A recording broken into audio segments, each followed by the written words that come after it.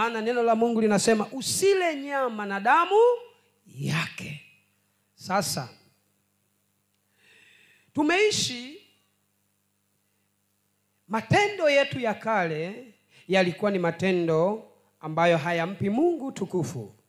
Tulikuwa tukichinja ng'ombe inakingwa na damu. Tukichinja mbuzi inakingwa na damu. Ile damu inaenda kutokoswa, inapikwa. Kwa kilugha cha kwetu tulikuwa tunaita ubende. Haleluya. Na ninaamini na nyinyi kwa kilugha chenu kuna namna mnavyoita.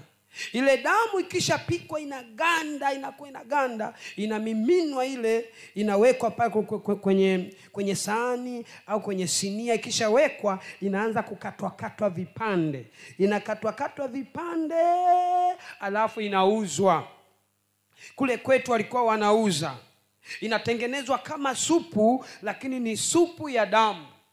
Haleluya. Inauzwa. Wakati mwingine tulikuwa tunakwenda tunanunua, tunakuja kulia ugali. Sasa hayo ni maovu ambayo yalitoka vizazi kwa vizazi.